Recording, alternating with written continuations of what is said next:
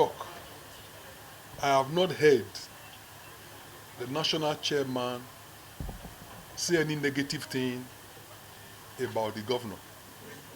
What I see is a one-way traffic. The governor, his deputy, and people in his government constantly and consistently abusing the national chairman, but like a father, he has kept quiet.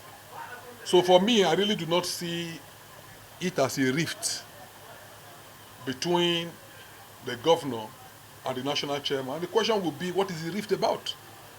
The national chairman cannot contest for governorship again. He has done that, he has moved on. And I'm not aware that our governor wants to become national chairman. They are not from the same senatorial. They are not running for Senate together. So the issue of rift must mean that there is an issue. What is the issue? There can be no rift. But if you say that the governor has created rift between himself and leaders of the party in Edo State, yes, you are right. Because people that put him into office, he dismissed them. Used all kinds of negative words to describe them. He has no relationship with them. So how do you expect such people to support you again for a second term? If you think you can do it on your own, then do it. Now, when I came in, it will interest you to know that I made several efforts to see the governor. And the reason for those efforts was, one, to tell him I was coming back home, and number two, to advise him that it was better to have a united house than creating factions. It's surprising that before I came into the party, I could speak to him at will.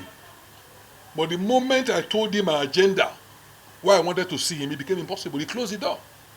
And of course, you don't expect me to try to force my way to government house. It cannot be possible.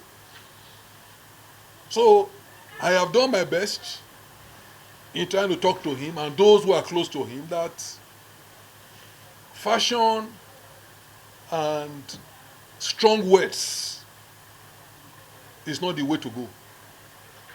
For me, the governor has a right to seek a second term, but he cannot say that it is non-negotiable. Because when you say it's non-negotiable, you are saying that the party cannot even sell ticket to somebody else. If you are saying it's non-negotiable, it means that even Edo people have no discretion about the choice of who will be governor. So you cannot use the word is non-negotiable. You say you can say yes, you have a right to contest again, fine. But to say it's non-negotiable is to rubbish the rest of us who also have a right to contest. So I've done my best in trying to give counsel, but I cannot force my advice on the governor. He has his own advisors. And I believe that what will be. But you know, even the rancor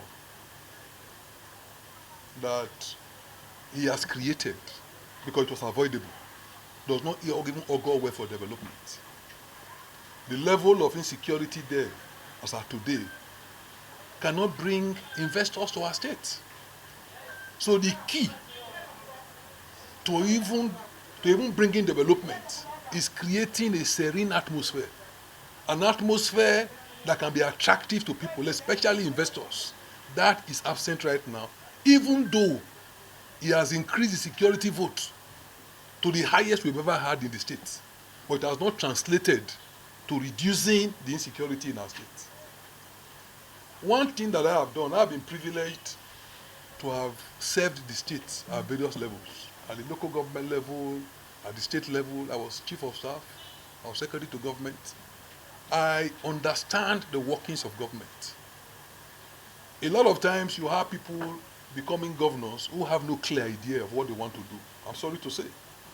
In my case, even before I ran for office, I had sat down with experts and we have articulated a roadmap, which I call the simple agenda.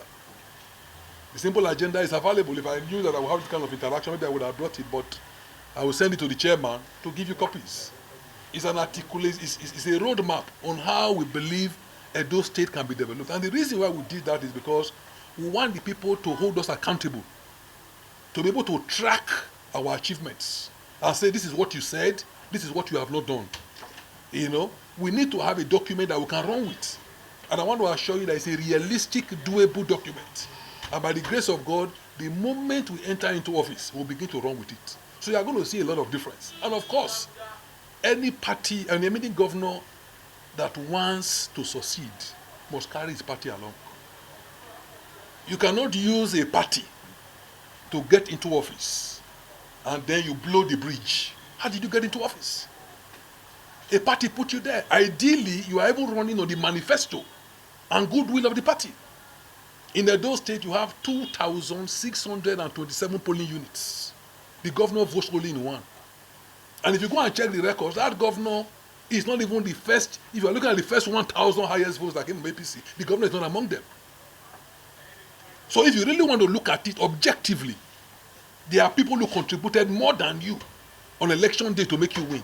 And then you win and you say that, look, you don't want to see them. They shouldn't come near you. You're going to have crisis. And crisis will derail you from governance. So you also want a governor that can relate well with his party. Understand the link between himself and the party that put him into office.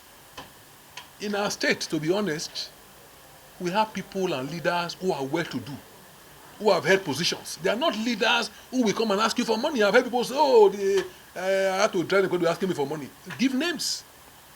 Give names. Who? Is he a retired general who is comfortable? Is he a retired oil expert who is comfortable? So, he's giving a dog a bad name. Any governor that wants to succeed must create an atmosphere that will bring peace, because he needs that to develop the state. I can assure you, by the grace of God, I get it. You will see a lot of difference. Sorry.